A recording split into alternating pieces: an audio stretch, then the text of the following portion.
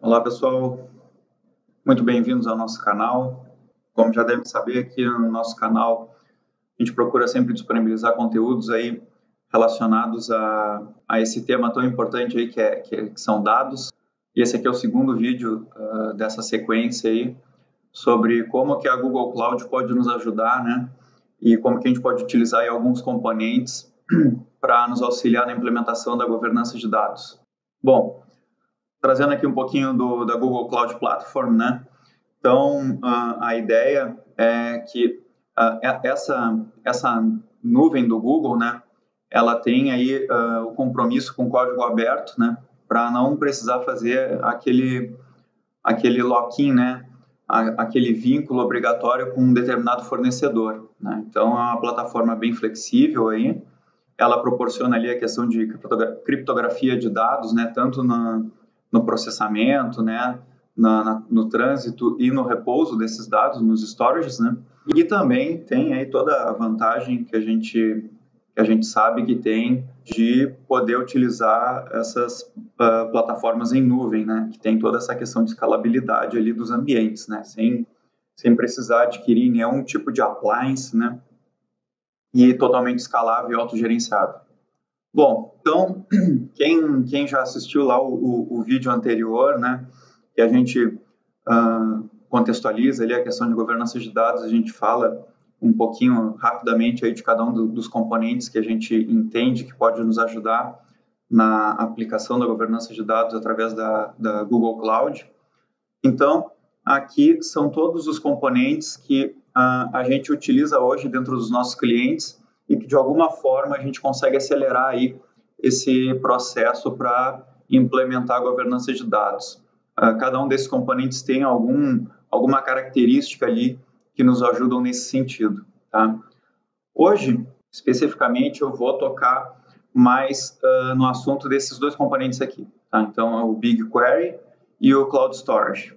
Tá? Então, hoje nós vamos falar aqui um pouquinho mais da questão de armazenamento dos dados e questão também de como que a gente pode garantir ali o acesso, a segurança e também eficiência em cima dos dados que a gente trabalha com esses dois componentes. Bom, então, primeiro ponto, que a gente pode citar aqui, em cima do Cloud Storage do BigQuery, é um armazenamento eficiente. O que seria isso, né? Então, dentro do Cloud Storage ali, a gente consegue fazer essa parte de gerenciamento do ciclo de vida, né? Ciclo de vida do dado, né? Então, mas aqui mais especificamente, o ciclo de vida dos objetos de dados ali, né? Para que a gente consiga já configurar, né? E definir algumas políticas e regras ali para poder fazer essa transição automática entre classes, né? De storages, tá? Então, a gente pode já configurar dentro do Cloud Storage o tempo de vida que a gente quer que o dado permaneça no storage ali um pouco mais caro, mas que seja um storage mais rápido, né? De acesso mais rápido. E depois de certo tempo a gente pode configurar com que esse dado possa ser movimentado para um storage que não tem ali um desempenho tão bom no acesso, né? Mas que seja já um storage mais barato. Então, a ideia é que quanto mais antigo seja esse dado, né, que a gente consiga já configurar isso no storage para que ele faça essa movimentação de forma automática, né? Então, a gente pode configurar isso através de alguns critérios personalizados, tá? E o Google Cloud Platform nos traz ali várias opções para fazer esse armazenamento, tá? Dentro do Cloud Storage. E aí também tem toda essa questão aí, além da eficiência, né, nos trazendo mais economia, porque no momento que a gente tem um dado menos utilizado ali, a gente configura ele para que vá para um storage que não tem uma performance tão boa, mas em contrapartida esse storage nos oferece ali um custo mais baixo, né?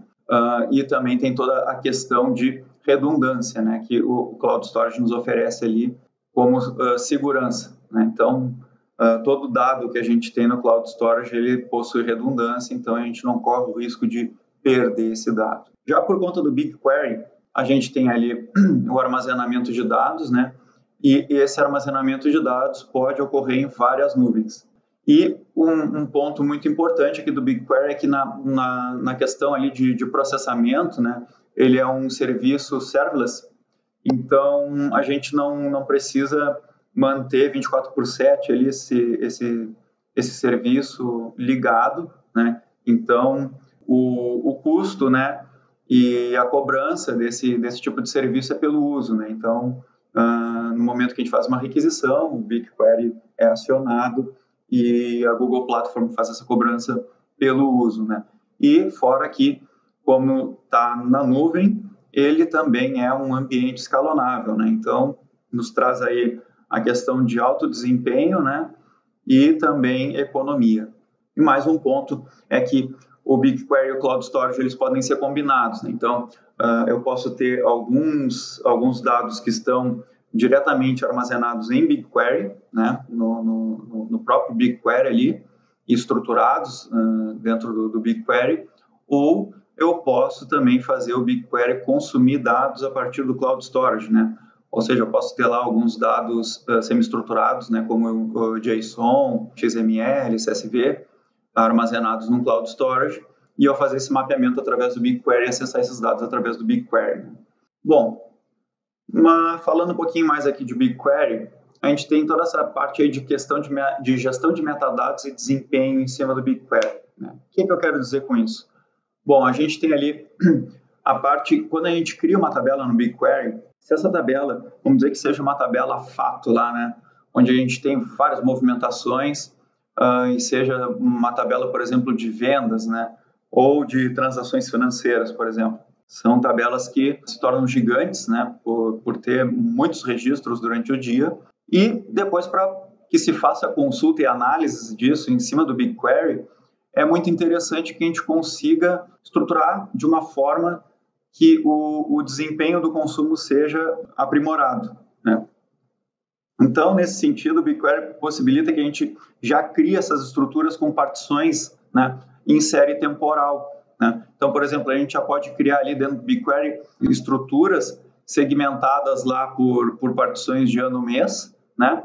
E quando o BigQuery for fazer a leitura desses dados, fica muito mais rápido, porque ele não precisa varrer todos os dados, né, para poder depois aplicar os filtros ali que o usuário necessita, mas também fica muito mais barato, porque ele só precisa ir direto naquelas partições lá que o usuário deseja, né? Então, fica muito mais rápido e escaneia muito menos dados, né, para cada requisição.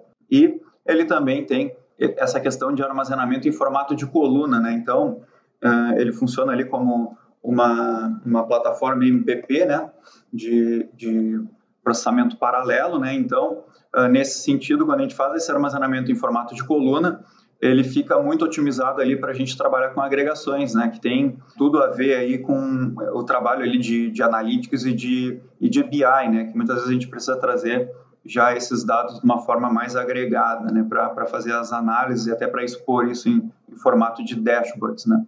Bom, o BigQuery aqui ele já é mais parecido ali com quem já trabalha com ambientes relacionais, né.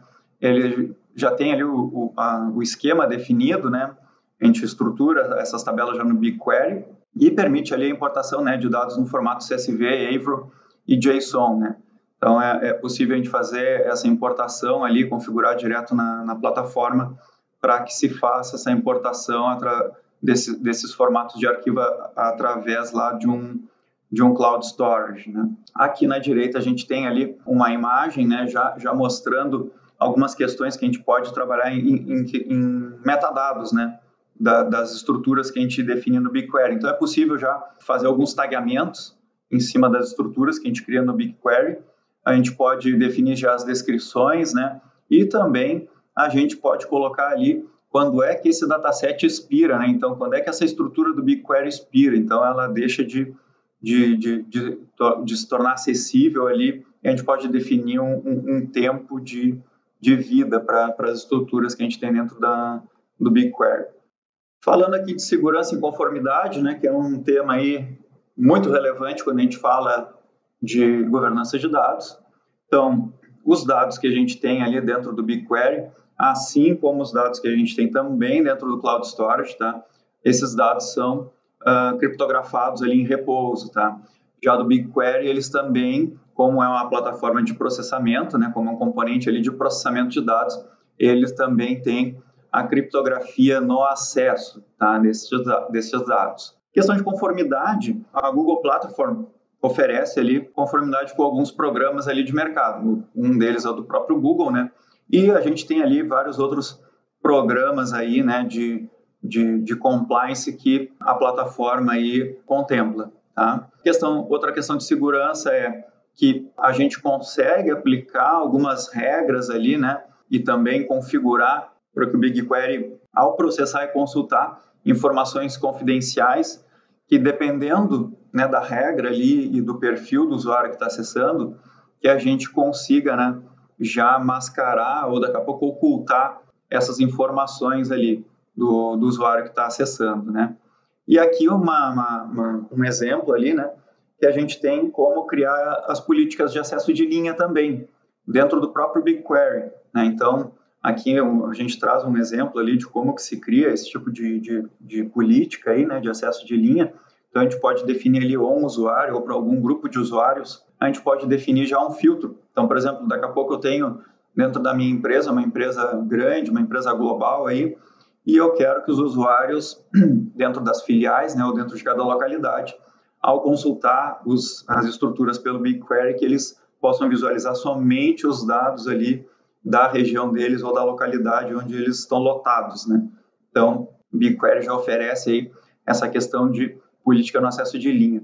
Essa questão da política do BigQuery no nível de coluna, para quem assistiu o primeiro vídeo lá, eu cheguei a dar uma comentada sobre o DLP, né, que a gente consegue fazer ali um mascaramento de alguns dados, né, e ocultamento. Na verdade, ali o DLP, a gente consegue fazer com que ele varra, né, esses dados mais sensíveis e dados pessoais, e que ele já crie tags dentro do Google Data Catalog para aplicar essas regras no BigQuery. Então, a gente tem toda uma integração, né, que nos ajuda bastante nessa questão de segurança e conformidade. E tem essa questão aqui do BigQuery Omni. Para quem nunca ouviu falar, né, para mim até um pouco novidade, para ser bem sincero, e me chamou muita atenção esse componente, tá? Que é um processamento de dados federados, né? E o grande pulo do gato aqui é que é um processamento multi-cloud e sem precisar fazer movimentação de dados. Então, é como se a gente fizesse ali um data fabric, né? Uma virtualização, né, em cima dos dados que a gente tem configurado dentro do BigQuery. Então, isso me permite com que eu possa fazer análises, né, e gestão no BigQuery de forma centralizada, né? Então, eu posso ter alguns dados lá dentro da AWS, né, dentro do S3, eu posso ter alguns dados no Cloud Storage, posso ter alguns dados no BigQuery Storage, e também tem aí na sequência a possibilidade da gente ter os dados também na nuvem da Azure, tá? E pelo acesso centralizado ali através do BigQuery, eu posso enviar uma consulta, né, para o BigQuery e fazer joins, né, de estruturas que eu tenho na cloud ali da Google, né, que eu tenha na AWS e também futuramente ali na Azure também. Eu posso fazer o join dessas estruturas todas e trazer isso numa consulta, e para o usuário que está consumindo isso via BigQuery é transparente, né? Só que por baixo dos panos o BigQuery funciona ali como a gente pode ver nesse desenho aqui, nessa esquematização que a gente tem, que o BigQuery vai lá e orquestra toda a chamada, né, dos nós ali numa nuvem na outra, busca esses dados, né, e depois apresenta ali o retorno para o usuário que fez a chamada, né? Então, é uma feature aí, né, uma característica que a gente tem, né, um componente novo aí dentro do BigQuery que é muito interessante, né? Até porque muitas vezes quando a gente precisa fazer o acesso de dados de forma multi-cloud, a gente tem um custo um pouco elevado aí, porque se quiser fazer uma análise ali centralizada, né, muitas vezes vai ter que fazer ali a replicação, a cópia, a movimentação desses dados de uma nuvem para outra, dependendo de onde vai ser feita essa análise, né? Então, aí acaba pagando lá aquela taxa para fazer o download do dado da nuvem, né? Nunca tem taxa para upload, mas para download normalmente tem, e aí quando se faz essa movimentação, a gente sempre precisa fazer o download de alguma dessas nuvens, né? Bom, então quais são as principais vantagens aqui da gente falar de aplicar aí esses componentes da Google Cloud em relação à governança, né? Então, pensando ali no BigQuery e no Cloud Storage, a gente pode ver ali que a gente tem a questão da gestão de metadados, né, e desempenho, então aquela questão toda ali da gente poder já estruturar um objeto de dados do BigQuery já com partições, né, por data ali, por tempo, né, pode ser também por ID, né. Então, a gente tem ali uma configuração, uma gestão desses metadados, né, focando ali já o melhor desempenho, né.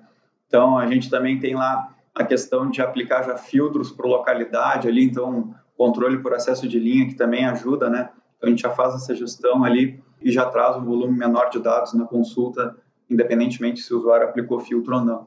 Segurança e conformidade, então a gente viu ali que tem toda aquela questão de redundância, né? Tem a questão da gente poder aplicar essa segurança no nível de linha. Também tem a parte do Cloud Storage, dele ter a parte criptografada, os dados que estão em repouso, o BigQuery ter a parte de processamento ali, né, dado em trânsito, né, e consumo também ter a criptografia, né. Então, isso aí nos traz uma segurança ali no consumo dos dados dentro da plataforma da Google, né. Armazenamento eficiente, então aquilo que a gente comentou, né, dentro do Cloud Storage lá, a gente pode ter, além da redundância dos dados que nos traz segurança, a gente também tem a questão de ter várias formas de armazenamento dentro do Cloud Storage, né? Dependendo do tempo de resposta que se precisa desse storage. Então, a gente pode deixar os dados mais atuais no storage um pouco mais caro ali, e aqueles dados que daqui a pouco já não são mais tão necessários, assim, que já são dados mais antigos, que são eventualmente consultados, a gente já pode configurar ali dentro do próprio Cloud Storage para que ele faça essa movimentação, né, e faça aquela parte de operação ali que a gente tem lá no framework do Dama, né, que é uma das boas práticas ali da governança de dados, que é a gente cuidar do ciclo de vida do dado e que esse dado vá sendo movimentado para storages mais baratos conforme, né, a gente vai necessitando menos do acesso a esses dados. E a questão de processamento de dados federados, né, que é uma característica aí bem interessante que a gente tem, né, que é o BigQuery Omni, né, e que a gente consegue acessar ali dados de forma multi-cloud, né, sem precisar fazer a movimentação desses dados, consegue fazer ali uma gestão, né, um acesso centralizado, né, uma forma muito simples, né. Então, aí eu acho que a gente consegue resumir aí algumas das vantagens que a gente tem ao utilizar essas duas ferramentas aí da Google Cloud Platform. Pessoal, o que eu tinha para falar aí para você sobre o BigQuery e o Cloud Storage era isso por hoje, tá? Na sequência a gente vai disponibilizar mais alguns vídeos aí para a gente falar dos outros componentes que a gente cita ali. Então, se interessaram aí, se gostaram do conteúdo, por favor, se inscrevam aí no nosso canal e sigam nos acompanhando, porque na sequência a gente traz aí mais novidades. Muito obrigado e um abraço.